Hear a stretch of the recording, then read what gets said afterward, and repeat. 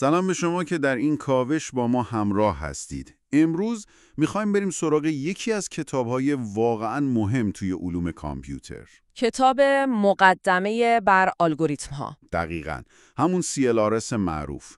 تقریباً هر کسی که با کامپیوتر کار جدی میکنه این کتاب رو میشناسه یا باید بشناسه. آره، از دانشجوها بگیر تا مهندسای حرفه‌ای، واقعاً یه منبع اساسیه. خب هدفمون توی این گفتگو چیه؟ نمیخوایم که کل این کتاب که خیلی هم بزرگه رو بررسی کنیم. نه، اصلاً. خیلی حجیمه. هدف اینه که چند تا از ایده‌های اصلی، روش‌های کلیدی و شاید چند تا نکته جالب از دل CLRS رو بکشیم بیرون.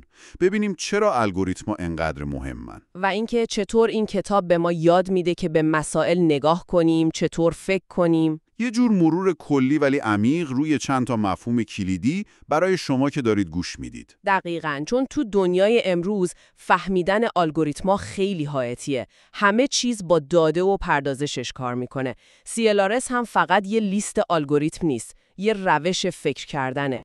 میگه یک رویه محاسباتی خوش تعریف که یه ورودی میگیره و یه خروجی تولید میکنه. به زبان ساده تر یعنی یه سری دستور قدم به قدم برای حل یه مسئله. یه دستور پخت دقیق برای کامپیوتر. مثلا کاربردش چی میتونه باشه؟ تو کتاب مثال زده؟ آره، مثلا پروژه ژنوم انسانی، اون حجم عظیم داده‌های DNA رو چطور تحلیل کردن با الگوریتم‌های هوشمند. آها، برای پیدا کردن الگوها و اینها. یا مثلا مرتب‌سازی توپولوژیکی که برای فهمیدن ترتیب انجام کارهاست وقتی کارها به هم وابستن. خب، پس الگوریتم‌ها همه جا هستن. یه سوال جالبی که خود کتاب میپرسه اینه. فرض کنیم کامپیوترها بی‌نهایت سریع بودن. حافظه هم مجانی. یه دنیای ایدئال. آیا باز هم به الگوریتم نیاز داشتیم؟ خب، اگه سرعت مهم نباشه؟ جوابش بله است. چون هنوز باید مطمئن باشیم روشی که داریم استفاده می‌کنیم جواب درست رو میده. و اینکه بالاخره تموم میشه. یه جایی وای میسته. دقیقاً، صحت و پایان پذیری. کاملا درسته.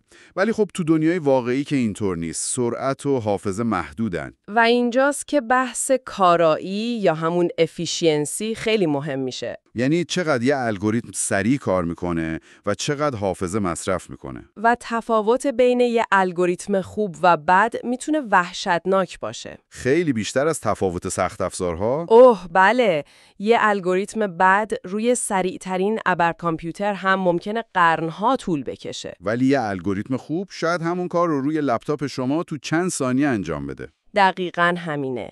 برای همین تحلیل کارایی که CLRS خیلی روش تاکید داره انقدر اساسیه. خب، برای اینکه این کارایی رو بهتر بفهمیم، بیا یه مثال ساده ببینیم. فصل 2، مرتب سازی درجی یا insertion sort. آها، اون که شبیه مرتب کردن کارت‌های بازیه. آره، هر کارت جدید رو برمی‌داری، میبری عقب تا جای درستش پیدا بشه بین کارت‌هایی که قبلاً مرتب کردی. کتاب برای توضیحش از شبه کد یا سودو کد استفاده میکنه. که خیلی خوبه. نه به پیچیدگی کد واقعی، نه به ابهام زبان عادی. یه چیزی بین این دو، خونا و دقیق. یه نکته جالب دیگه تو کتاب اون مفهوم ثابت حلقه است برای اثبات درستی.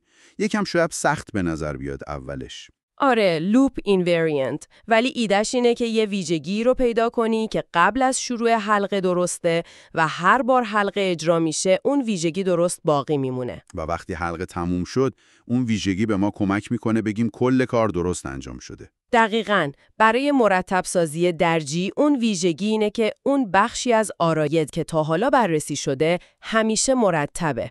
جالبه. حالا برگردیم به کارایی. چطور زمان اجرای این مرتب سازی درجی رو تحلیل میکنن؟ خب CLRS یه مدل ساده فرض میکنه به اسم RAM Random Access Machine. یعنی هر دستور پایه‌ای مثل مقایسه یا جمع یه زمان ثابت طول میکشه. آره، بر اساس این مدل میبینیم که مرتب سازی درجی توی بهترین حالت، یعنی وقتی داده ها از اول مرتبن، خیلی خوبه. زمانش خطی میشه، یعنی متناسب با تعداد عناصر n. بله، تقریباً 3 تا n.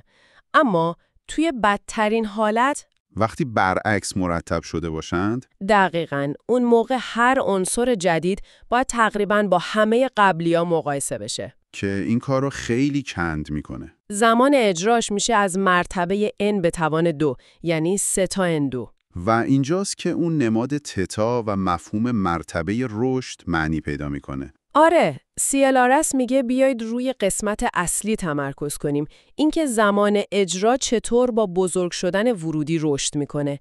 ضریبا و جملات کوچیکتر رو فعلا نادیده بگیریم. پس وقتی میگیم 3 تا n2 یعنی اگه ورودی 2 برابر بشه، زمان تقریباً 4 برابر میشه. این خیلی رشد سریعیه. خیلی سریعتر از 3 تا n. این مقایسه مرتبه رشد به ما کمک میکنه بفهمیم کدوم الگوریتم برای داده‌های بزرگ بهتر عمل میکنه. راستی جالبه که خود کلمه الگوریتم هم از اسم دانشمند ایرانی الخوارزمی میاد. بله، محمد ابن موسی خوارزمی، قرن 9 میلادی. روش‌های سیستماتیک محاسباتش پایه این کلمه شد. خب پس تحلیل کارایی رو فهمیدیم، حالا بریم سراغ این که چطور الگوریتم‌های خوب طراحی کنیم. CLRS تکنیک‌هایی معرفی میکنه. یکیشون خیلی معروفه، تقسیم و غلبه، divide and conquer.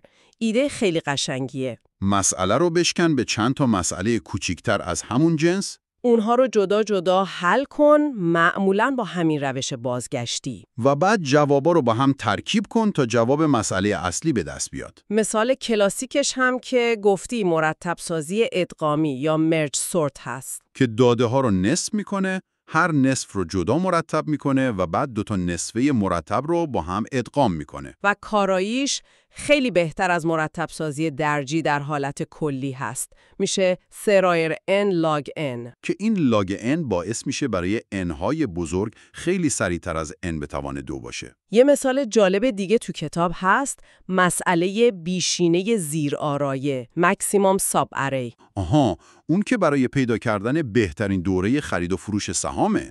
آره، فرض کن قیمت‌های آینده رو میدونی. میخوای ببینی کی بخری و کی بفروشی که بیشترین سود رو بکنی. شاید آدم فکر کنه خب تو کف قیمت بخر، تو سقف بفروش. ولی این همیشه جواب نمیده. ممکنه کف قیمت بعد از سقف قیمت اتفاق بیفته. آها، پس پیچیده تره؟ الگوریتم تقسیم و غلبه برای این هم کار میکنه. میگه جواب یا کاملا تو نیمه چپه، یا راست، یا از وسط رد میشه. و زمانش چقدر میشه؟ اینم میشه تتای n لاگ n. خیلی کار آمده. خب این تقسیم و غلبه خیلی خوبه، ولی یه وقتایی زیر مسئله هایی که تولید میکنه تکراری هن. یعنی یه مسئله کوچیک رو باید چند بار حل کنیم؟ دقیقاً. اینجاست که یه تکنیک دیگه خیلی به درد میخوره. برنامه نویسی پویا، داینامیک پروگرامینگ یا DP، فصل 15 کتابه. آره. DP برای مسائل بهینه‌سازی که 2 تا خاصیت دارن عالیه.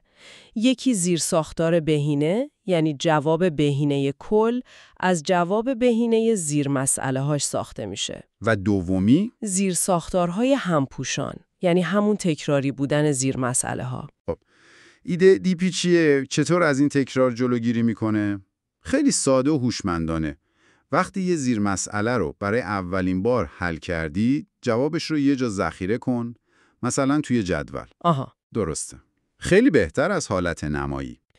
جالبه که هم دیپی و هم الگوریتم‌های هریسانه که فصل بعد میان، هر دو معمولاً به درد مسائلی میخورن که زیرساختار بهینه دارن. آره، ولی فرقشون مهمه. الگوریتم هریسانه تو هر مرحله انتخاب میکنه که همون لحظه بهترین به نظر میاد. بدون اینکه لزوماً به آینده دور فکر کنه. دقیقاً. فقط به قدم بعدی نگاه میکنه. گاهی این کار به جواب بهینه کلی میرسه، مثل الگوریتم کراسکال که بعداً میگیم، ولی همیشه نه.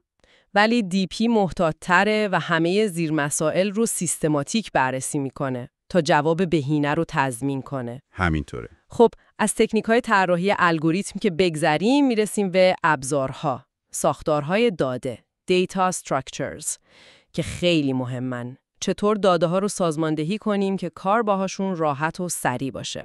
فصل 11 در مورد جداول درهمسازی یا هش تیبل صحبت میکنه. هدف چیه؟ هدف اینه که عملیات اصلی مثل جستجو، درج و حذف رو بشه به طور متوسط تو زمان خیلی کم، یعنی زمان ثابت OA1 انجام داد. چطور کار میکنه؟ یه تابع در همسازی داریم که به هر داده یه شماره خونه توی جدول آرایه میده. مشکل وقتیه که دو تا داده مختلف شماره خونه یکسان بگیرن، بهش میدن برخورد یا کولیژن. آره، یکی از راه‌های حلش زنجیره سازی یا چینینگ هست. یعنی هر خونه جدول خودش سر یه لیست پیوندی باشه.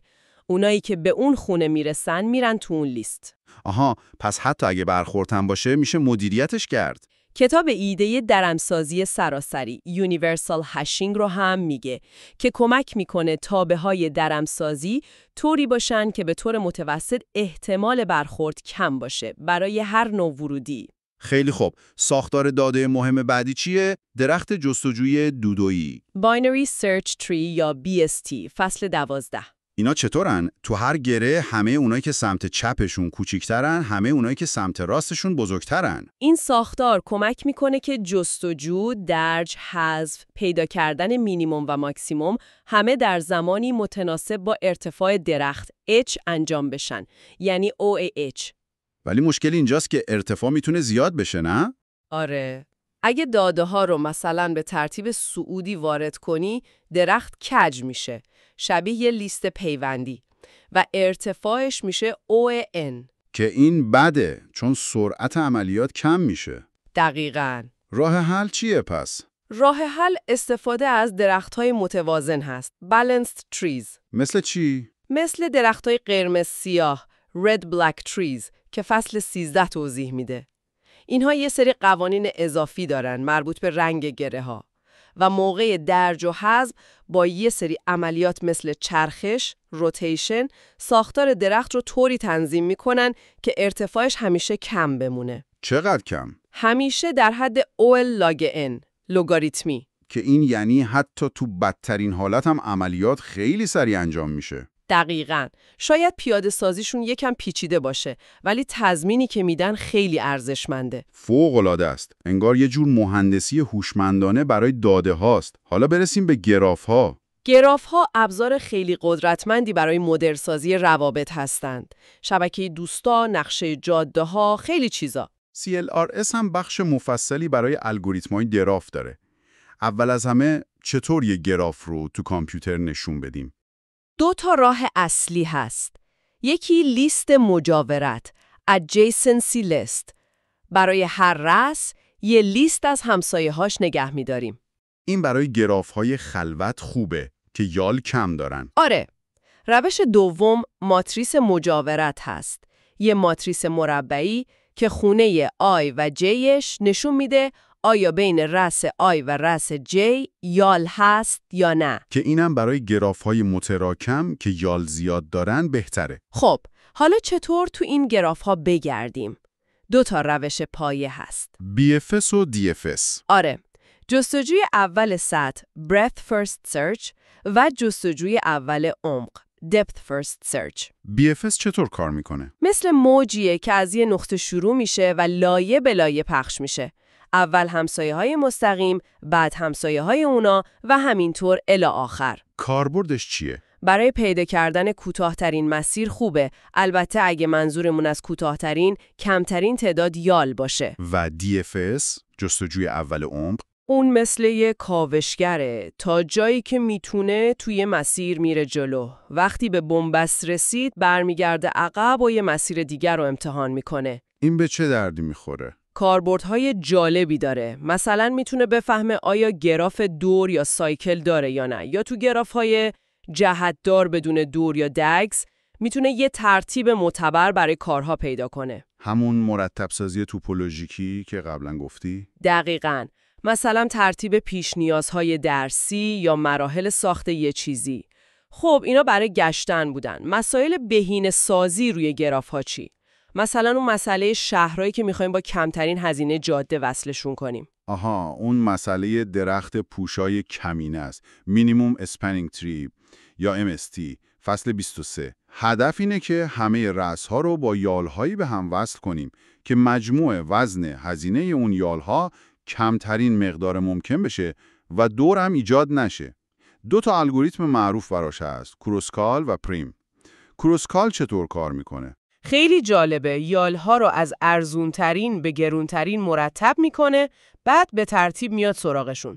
هر یالی که برداشتنش باعث ایجاد دور نشه رو به درخت اضافه میکنه. این یا الگوریتم هریسانه است که اینجا جواب میده. دقیقاً. پریم هم یه روش دیگه داره که از یه رأس شروع میکنه و درخت رو کم کم بزرگ میکنه. اونم هریسانه است. واقعا دنیای الگوریتم‌های گراف خیلی وسیعه. کوتاه‌ترین مسیر با وزن، بیشین جریان. بله، مسائل خیلی مهمی مثل الگوریتم دایکسترا برای کوتاه‌ترین مسیر با وزن‌های مثبت، یا بلمنفورد برای وقتی وزن منفی هم داریم، یا مسئله بیشین جریان تو شبکه‌ها که هر کدوم دنیایی هستن. ولی خب وقت محدوده.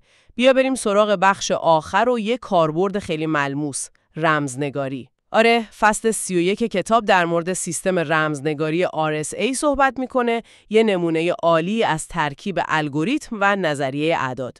RSA یه سیستم کلید عمومی هست. یعنی چی؟ یعنی هر کس 2 تا کلید داره. یه کلید عمومی که همه میتونن داشته باشن، مثل آدرس خونه، و یه کلید خصوصی که فقط دست خودشه، مثل کلید در خونه. دقیقاً.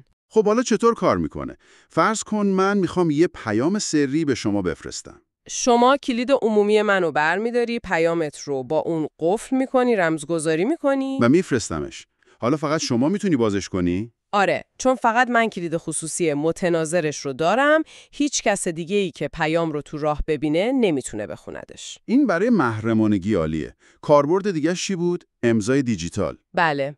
فرض کن من یه پیام میفرستم و میخوام شما مطمئن بشی که واقعاً از طرف منه و تو راه دستکاری نشده. خب من پیام رو با کلید خصوصی خودم یه جورایی امضا میکنم. شما چطور میفهمی امضا درسته؟ شما با استفاده از کلید عمومی من میتونی چک کنی که آیا این امضا با این پیام مطابقت داره یا نه. اگه داشت، یعنی هم پیام از طرف منه، هم تغییری نکرده، هم هویت فرستنده تایید میشه، هم تمامیت پیام. خیلی قویه. حالا سوال اینه که این کلیدا از کجا میان؟ چرا این سیستم امنه؟ اینجاش خیلی قشنگه و به ریاضیات، مخصوصاً نظریه اعداد برمیگرده. چطوری؟ اساس کار اینه. 2 تا عدد اول خیلی خیلی بزرگ، مثلا با چند صد رقم، انتخاب میکنیم P و Q. خب بعد اینا رو در هم ضرب میکنیم، حاصلش میشه یه عدد غول‌پیکر به اسم N. N مساوی P ضرب در Q. کلید عمومی و خصوصی با استفاده از N و یه سری محاسبات دیگه که به P و Q وابستن ساخته میشن. نکته امنیتیش کجاست؟ ضرب کردن P و Q و به دست آوردن N خیلی آسونه، ولی برعکسش، یعنی اگه فقط N رو داشته باشی و بخوای P و Q رو پیدا کنی، یعنی N رو تجزیه کنی به عوامل اولش، برای N های خیلی بزرگ فوق‌العاده سخته. یعنی کامپیوترهای امروزی هم نمیتونن؟ برای N های به اندازه کافی بزرگ، مثلا با 2048 بیت یا بیشتر، عملاً غیر ممکنه در زمان معقول. عجب. پس امنیت RSA روی سختی تجزیه اعداد بزرگ بنا شده. دقیقاً. یه عدم تقارن جالب. پیدا کردن اعداد اول بزرگ نسبتاً راحته با الگوریتم‌های احتمالاتی مثل میلر رابین که تو CLRS هم هست، ولی تجزیه حاصل ضربشون خیلی سخته. و همین عدم تقارن اساس امنیت ارتباطات دیجیتال ما شده. همینطوره. بسیار خوب. فکر میکنم یه دور خیلی خوبی زدیم تو مفاهیم کلیدی CLRS.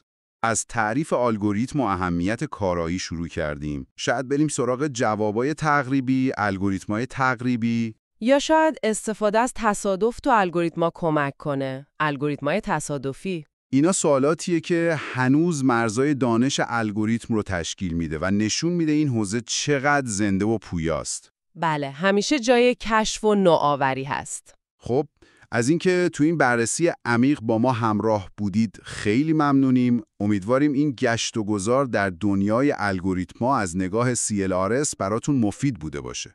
و شاید یه انگیزه‌ای شده باشه برای اینکه خودتون بیشتر کاوش کنید. تا کاوش بعدی، خدا نگهدار.